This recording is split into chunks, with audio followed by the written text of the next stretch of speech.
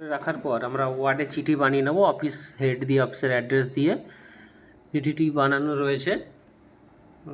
এরপরে আমরা চলে যাব মেলিং, টু এর নিচে কার্সারটিকে রাখতে হবে ফার্স্ট, রাখার পরে আমরা চলে যাব মেলিং, সেটার পরে চলে যাব আমরা স্টার্ট মেল মার্জ, এরপরে চলে যাব আমরা লেটার, এখানে অনেকগুলি অপশানস রয়েছে, আমরা লেটার্স নেব। দেন সিলেক্ট রিসিপিয়েন্টে ক্লিক করব আমরা। এখানে অনেকগুলি অপশান রয়েছে, টাইপ এ নিউ লিস্ট, এখানে এক্সিস্টিং লিস্ট, আমরা এক্সিস্টিং লিস্টে ক্লিক করবো যেহেতু আমাদের এক্সেল ফাইলটি আগে থেকেই বানানো আছে। এরপরে এক্সেল ফাইলটি কোন লোকেশনে রয়েছে সেখানে আমাকে পৌঁছাতে হবে এবং এক্সেল ডেটাবেসটি বা ফাইলটির উপরে ক্লিক করে ওপেন করতে হবে। এরপর শিট 1 নিয়ে ওকে করে দিতে হবে। এরপর আমরা চলে যাব insert merge field. Insert merge ফিল্ডে সমস্ত হেডলাইন্সগুলি রয়েছে।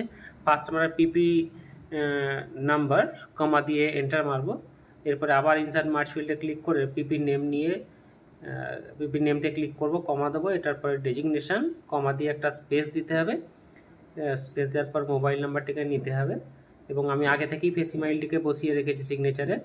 এরপরে প্রিভিউ রেজাল্ট করে দেখে নেব যে কীরকম আসছে। এই দেখো, দেখুন কী রকম এসছে, এখানে পিপি নাম্বার, নাম এবং ডেজিগনেশান, মোবাইল নাম্বার এগুলো সব চলে এসছে।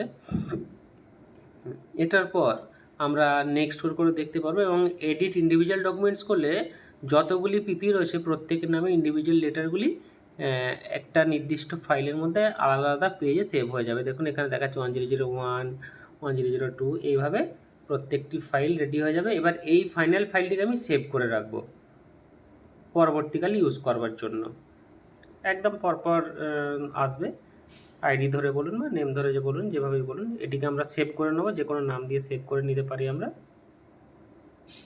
প্রয়োজন মতো ইচ্ছা মতো লোকেশনে রাখবো।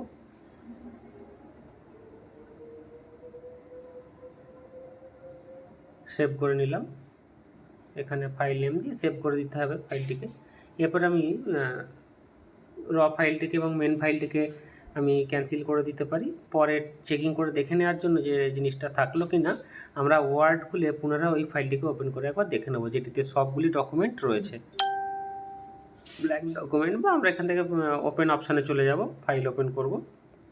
যে লোকেশানে রেখেছি ফাইনাল ফাইলটিকে সেই লোকেশানটিকে সিলেক্ট করব। যেমন আমার এখানে পিপি লেটার্স রাখা রয়েছে, আমি সেটিকে নিলাম এবং স্ক্রল করে দেখে নিলাম যে সবগুলি আছে কি না। এবার প্রয়োজন মতো এগুলোকে প্রিন্ট আউট করা বা পিডিএফে কনভার্ট করা সেটি পরবর্তী পর্যায়ের কাজ। Thank you.